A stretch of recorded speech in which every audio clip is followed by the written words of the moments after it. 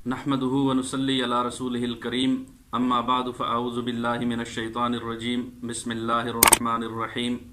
सुब्हानल्लज़ी अस्रा बिअब्दिही लैलन मिनल मस्जिदिल हरामी इलल मस्जिदिल अक़सा सदक़ल्लाहुल अज़ीम। गुज़श्ता कई नशिस्तों से वाक़या मेराज और उसके मुताल्लिक़ बातें ज़िक्र हो रही हैं। मेराज के लताइफ़ व असरार चल रहे थे, तो आज की नशिस्त में एक लतीफ़ बात कि अल्लाह करीम ने जब वाक़या मेराज कुरान मुक़द्दस में ज़िक्र किया तो फरमाया सुब्हानल्लज़ी अस्रा बिअब्दिही लैलन मिनल मस्जिदिल हरामी इलल मस्जिदिल अक़सा।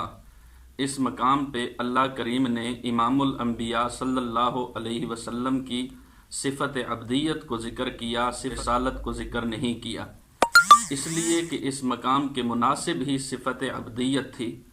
क्योंकि नबुव्वत और रिसालत रब की तरफ से बंदों की तरफ जाना होता है और सिफ़त अब्दियत में बंदे का रब की तरफ जाना होता है। तो इमामुल अंबिया सल्लल्लाहु अलैहि वसल्लम मलाए आला की तरफ सफ़र कर रहे थे, इसलिए इस मौका पे अल्लाह करीम ने आप सल्लल्लाहु अलैहि वसल्लम की सिफ़त अब्दियत का ज़िक्र फरमाया।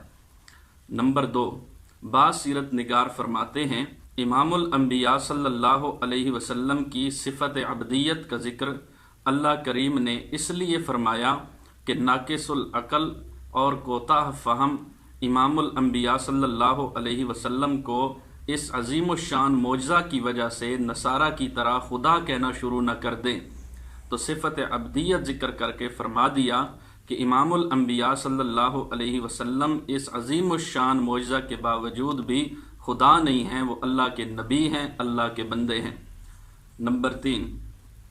बाज़ सीरत निगार फरमाते हैं कि इमामुल अंबिया सल्लल्लाहु अलैहि वसल्लम को सिफ़त अब्दियत सबसे ज़्यादा महबूब थी और इमामुल अंबिया सल्लल्लाहु अलैहि वसल्लम ने इसका इजहार भी फरमाया, इसलिए अल्लाह करीम ने आपको आपकी महबूब सिफ़त के साथ मुखातब फरमाया। नंबर 2, इमामुल अंबिया सल्लल्लाहु अलैहि वसल्लम का ये सफ़र रात के वक़्त हुआ और कुरान मुक़द्दस ने इसके लिए फरमाया सुब्हानल्लज़ी अस्रा बिअब्दिही, लेकिन इसके बाद अल्लाह करीम ने लैलन भी फरमा दिया। हालांकि असरा का माना भी रात के वक़्त चलना होता है। आगे लैलन की वजाहत की कि लैलन पर जो तनवीन है इसको तनवीन तनकीर कहते हैं, जो लफ्ज़ के नकरा होने पर दलालत करती है। अल्लाह करीम ने ये बता दिया कि रात का ये सफ़र किसी लंबे चौड़े वक़्त के हिस्से में नहीं था, बल्कि वक़्त के मुख्तसर हिस्से में था। नंबर 2, इस लफ्ज़ लैल की वजाहत इसलिए फरमाई अल्लाह करीम ने कि रात का वक़्त खलवत और तन्हाई का वक़्त होता है और खलवत और तन्हाई में किसी बंदे को कुर्ब ख़ास नसीब होता है। तो अल्लाह करीम ने इमामुल अंबिया सल्लल्लाहु अलैहि वसल्लम को कुर्ब ख़ास नसीब फरमाया, इसलिए अल्लाह करीम ने इंतखाब रात के वक़्त का किया। और इसी तरह चूँकि तहज्जुद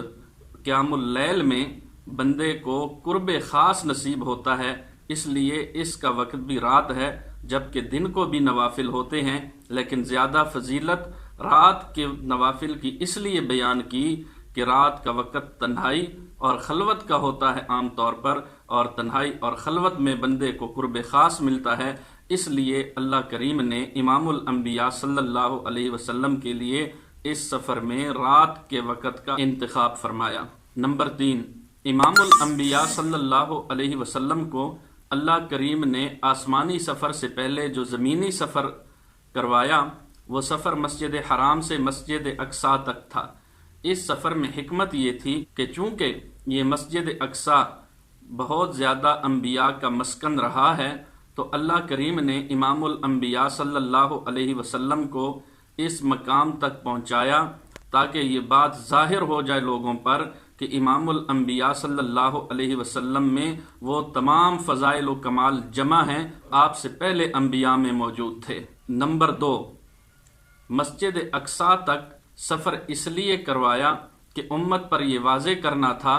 कि अब ये बैतुल मुक़द्दस बनी इसराइल के कब्ज़े से आज़ाद होकर ये बनी इस्माइल के कब्ज़े में आने वाला है, इसलिए इमामुल अंबिया सल्लल्लाहु अलैहि वसल्लम को यहाँ तक पहुँचाया। اور آپ صلی اللہ علیہ وسلم کو انبیاء کی امامت کا منصب واپسی پہ اس مقام پر اس لیے عطا فرمایا تاکہ بارگاہ الہی کے مقربین امام الانبیاء صلی اللہ علیہ وسلم کی سیادت و امامت کا مشاہدہ فرما لیں۔ نمبر 4،